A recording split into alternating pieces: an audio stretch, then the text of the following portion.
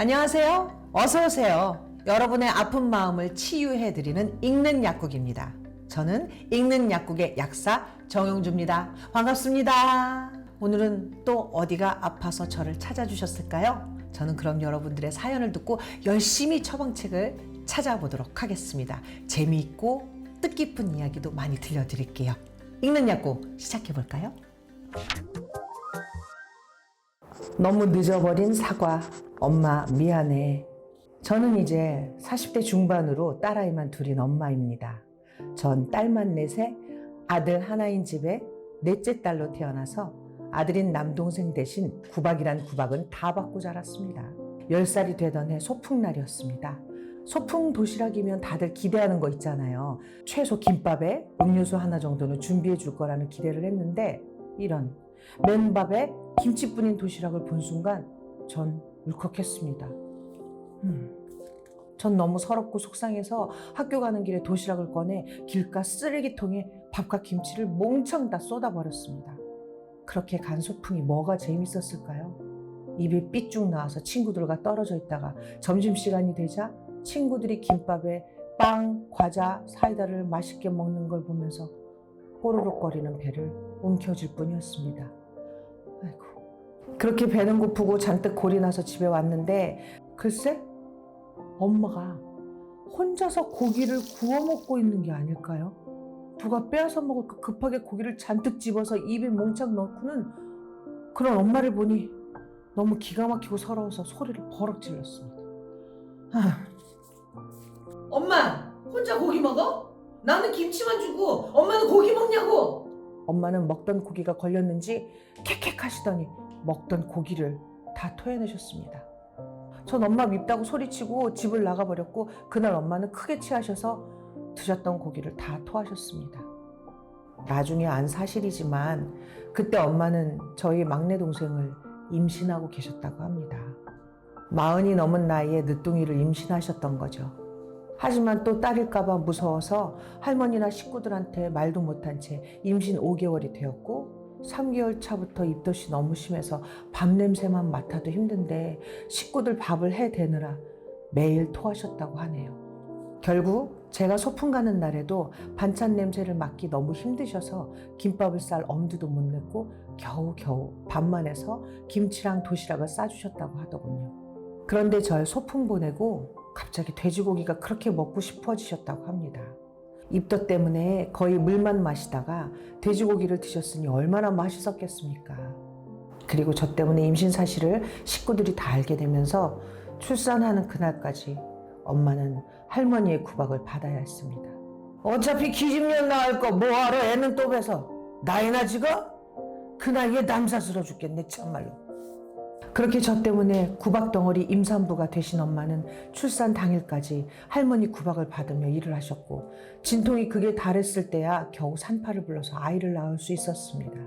그런데 그 구박 속에서 낳은 막둥이가 남자아이였으니 그 사실을 들은 할머니는 저희 막내 남동생의 아랫도리를 몇 번이나 확인하셨다고 합니다.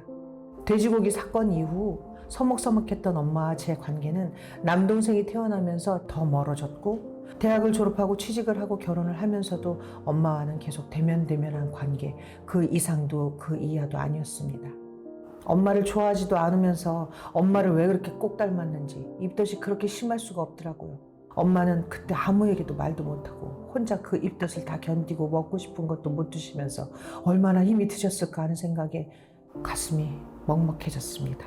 그런데 그놈의 자존심이 뭔지 엄마에게 차마 미안하다는 한마디를 못하고 더 틱틱대다가 제 나이는 벌써 40대 중반이 되었네요. 엄마는 70이 되셨습니다. 그리고 엄마에게는 불청객인 치매가 찾아왔습니다.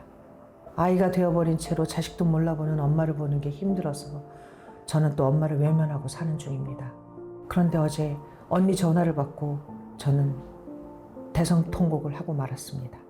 아무도 몰라보고 아이처럼 떼를 쓰던 엄마가 정신이 한 번씩 돌아오면 하는 이야기가 있다고 합니다. 우리 연정이 김밥 싸줘야 하는데 고기도 구워주고 전 엄마가 싸준 맨밥에 김치가 평생 가슴에 멍처럼 남아있어서 엄마를 외면했다고 생각했는데 엄마 가슴에는 그날의 도시락과 돼지고기가 대모처럼 박혀 있었나 봅니다. 엄마 미안해. 엄마가 그때 얼마나 힘들었는지 이제는 다 알겠는데 엄마한테 미안하단 말 한마디를 못했어. 이제 너무 늦은 거지. 그래도 미안해 엄마. 사랑해. 이제 와서 이렇게 10번 100번 말하지만 우리 엄마는 제 사과를 받아줄 줄도 받아줄 수도 없습니다. 너무 늦어버렸는데 전 어떻게 하면 좋을까요? 와, 잠시만요. 아이고 주책이네요. 네, 이게 사연을 읽고 눈물이 안 날 수가 없네요. 왜 항상 엄마한테 미안할까요? 그래서 제가 열심히 찾아본 이야기인데요. 이 이야기로 여러분 마음이 또 이 사연을 주신 우리 연정 씨 마음이 조금이라도 위로가 되면 좋겠네요. 엄마라고 더 오래 부를 걸 그랬어. 네, 제목 너무 따뜻하죠. 글 쓴 이는요. 김진태 작가님이고요. 이 글을 이야기로 해주신 분은 바로 작가님의 어머님이신 윤희병 여사님이십니다. 살아오신 이야기를 이렇게 두덜두덜 이렇게 아드님한테 들려주시면서 그걸 또 옮겨 적으셨더라고요. 근데 이야기체가 어머님 말투 그대로여서 되게 재밌어요. 이 이야기로 또 우리 연정 씨께서 마음의 위로를 받으셨으면 싶네요. 그럼 책 읽어드릴게요. 미나리. 꽃이 있는 곳에 벌이 따라다니듯이 물이 있는 곳이면 어디든지 미나리가 있었잖요. 미나리 꽝이라고 해서 개울가나 도랑이나 웅덩이나 물만 있으면 미나리가 소다먹게 자라고 있는디 향기도 좋고 맛도 좋아서 맛은 귀한 맛인디 자라기는 천억에 막 자라는 채소요. 미나리를 뜯어먹고 줄기를 꽂아두면 줄기에서 또 미나리가 나오니까 씨를 뿌릴 필요도 없었는디 응달에서도 잘 자라고 가뭄에도 잘 자라고 구정물에서도 잘 자라면서 구정물가정 맑게 하는 게 미나리요. 지금이야 사시사철 채소를 먹을 수 있지만 예전에 채소가 귀할 땐 미나리가 참 반가운 손님이었어. 봄이 오려고 하면 코끝에 찬바람이랑 봄바람이랑 같이 불자녀. 그때 미나리 향기도 같이 나는디 그때쯤이면 집집마다 미나리랑 돌나무를 뜯어다가 나박김치를 담궜었어. 겨울 동안 묵은 김장김치만 먹다가 미나리 나박김치 한 그릇을 먹으면 코밑부터 명치 끝까정 미나리 향기가 기가 막히게 좋잖여. 말하자면 이게 새해 첫 채소인겨. 봄동보다도 먼저 미나리가 나오니까 이걸 뜯어다가 김치도 담그고 물에 데쳐서 초고추장도 찍어 먹고 동태탕에도 넣고 민물 매운탕에 넣으면 비린내도 싹 잡아주고 들기름에 지져서 부침개도 해먹고 맛도 좋고 몸에도 좋은 게 미나리인데 술 먹는 사람들 긴 해독에 좋아서 해장국 끓여낼 때 이 미나리가 꼭 들어갔었고 여름에 땀띠 나는 애들 많잖여? 그럴 때 미나리를 돌에 찧어서 비닐에 싸서 땀띠 나는 곳에 붙이고 하룻밤만 자면 땀띠가 쏙 들어간다는 게 미나리요. 마을에 미나리 꽝이 어디든 하나씩은 있어서 마을 어른들은 누구나 미나리를 많이 먹었는데 미나리에 거머리가 붙어있기도 하니까 애들은 미나리를 별로 안 좋아했었어. 언젠가 막내가 어릴 때 주산학원에서 은진 미륵이 있는 관촉사로 일요일날 소풍을 간다고 김밥을 싸오랬다고 해서 김밥을 싸줬는데 김밥에 시금치 대신 미나리를 넣어서 싸줬더니 하나도 안 먹고 그대로 가져왔더라고. 그래서 왜 안 먹고 가져왔냐 그랬더니 엄마가 김밥에 석유를 넣었잖여. 아니 김밥에 석유를 왜 넣겠어? 미나리여서 나는 미나리 향인데. 그게 어떨 때 맡아보면 석유 냄새 비슷하기도 하니까 그걸 모르고 김밥에 석유를 넣었다고 하더라고. 미나리 보면 그 생각이 나더라고. 능소화. 매화가 피면 봄이 오듯이 능소화가 피면 여름이 옮겨. 능소화가 싹이 늦게 나오는데 싹이 나올 때 양반 걸음걸이처럼 느릿느릿 나온다고 해서 양반나무라고도 했었잖여. 싹이 느리게 나오는데 꽃이 피기 시작하면 꽃이 얼마나 푸짐하게 피나 몰라. 가지가 덩굴처럼 올라와서 아버지가 철근을 동그랗게 모양을 내서 능소화 틀을 만들어줬잖여. 능소화가 둥근 철근을 타고 자라서 마당 한가운데서 둥근 터널 마냥 그렇게 꽃이 폈었어. 매미가 한참 울 때 능소화도 피는데 해가 쨍쨍할 때 꽃이 나팔꽃처럼 확 피어나면 그렇게 이쁠 수가 없어. 소아라는 궁녀가 있었다는겨. 그런 말 있었어. 진짠지 나는 모르지. 임금을 기다리다가 지쳐 죽어서 핀 게 능소화라고 그런 말이 있었는데 꽃이 활짝 피면 해필이면 그때가 장마가 시작될 때거든. 그럼 그렇게 이쁘게 펴놓고서 그 장마비를 다 맞고 능소화 꽃이 다 떨어지거든. 그래서 참 꽃이 고운 뒤 참 아깝다. 장마가 지나고 피든가 하면 더 오래 필 텐데. 왜 하필이면 장마가 시작되기 직전에 활짝 피어가지고 그 비를 다 맞고 떨어지는가 잠에서 커다. 그런 생각이 들어. 능소화는 이쁘고 화사하지만 애석하기도 하다. 그런 생각이 들더라고. 저 윗집에 9알이 41번지 살 때 그 능소화를 이사 오면서 캐다가 심었는디 지금도 잘 자라자뇨. 능소화가 참 이쁜디 또 억척스럽기도 한 것 같아. 이쁘고 억척스럽고 애잔하기도 혀. 숙주나물. 숙주나물을 무치면 얼른 먹어야지. 숙주나물은 금방 상한단 말이여. 조선시대 신숙주가 변절을 했다고 해서 녹두나물을 숙주나물이라고 했던 거라는겨. 왜 그 말을 하냐면 신숙주하고 정반대가 조선시대 사육신인디 사육신 중에 우리 집안 김문기 할아버지도 사육신이요.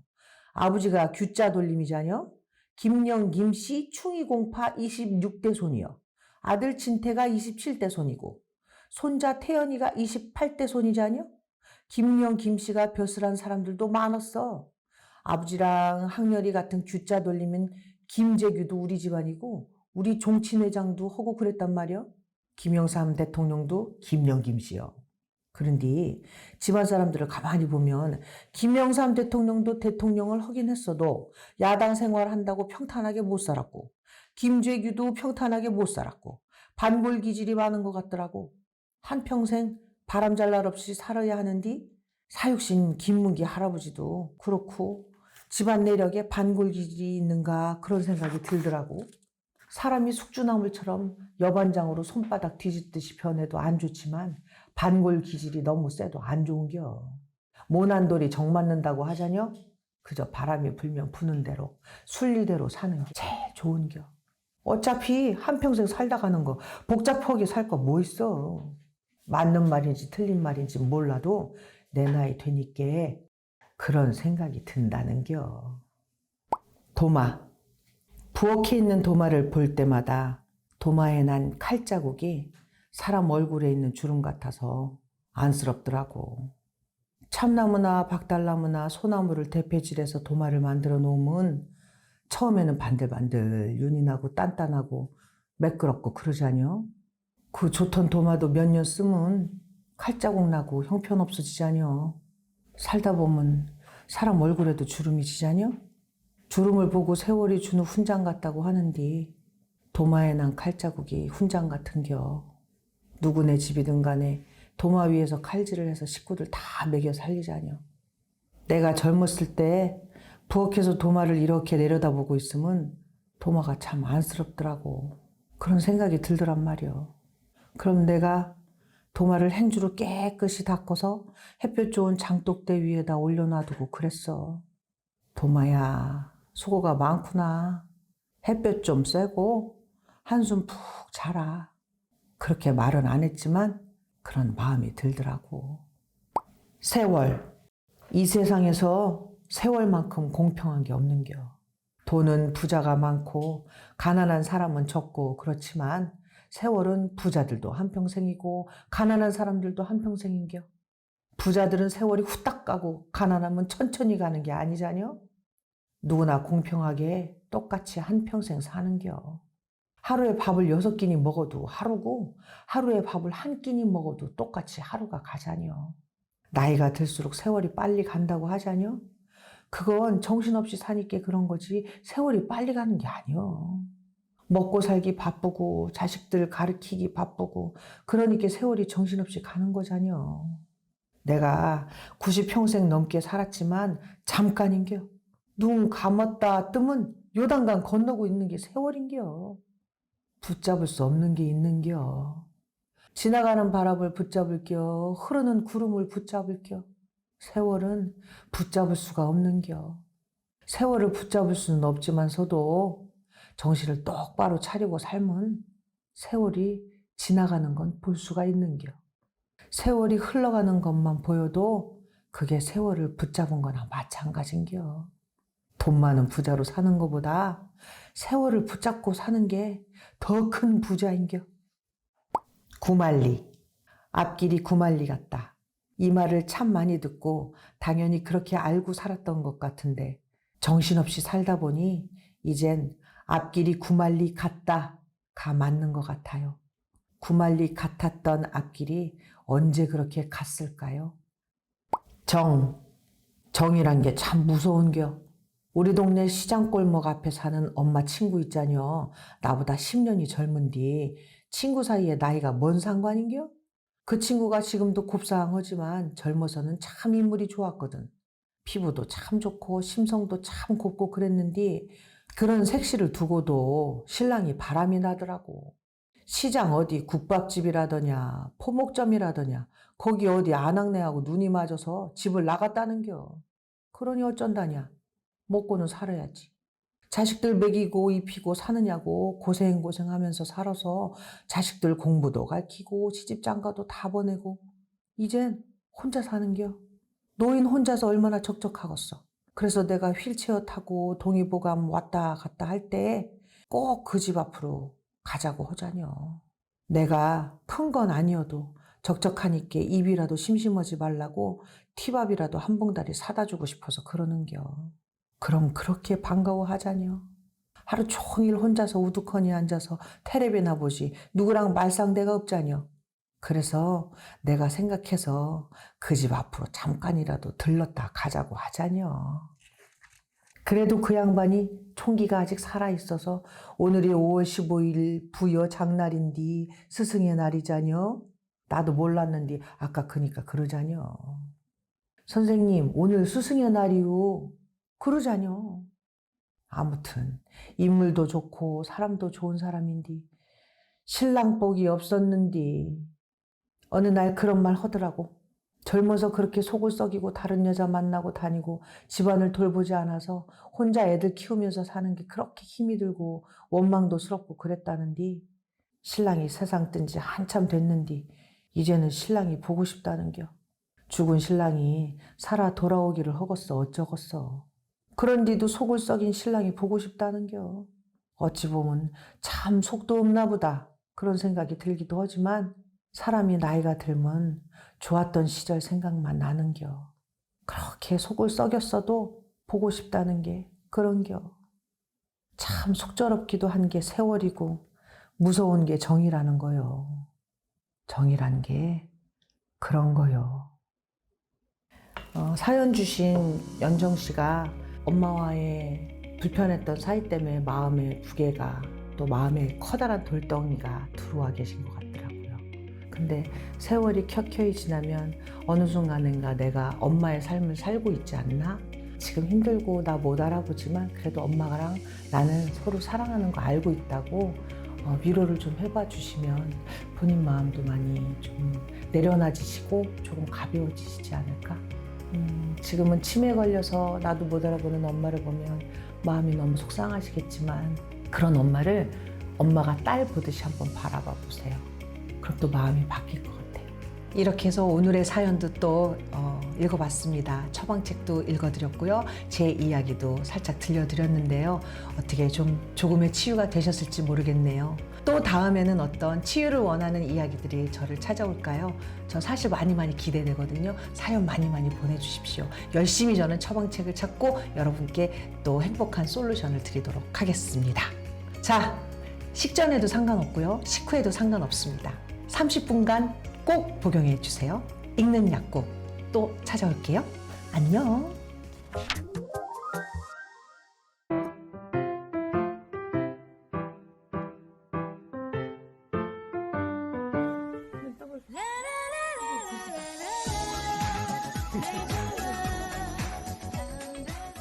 충남 부여에서는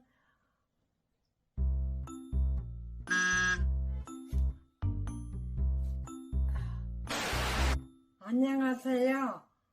충남 부여에 사는 김진태 엄마 윤희병입니다. 엄마라고 더 오래 부를 걸 그랬어.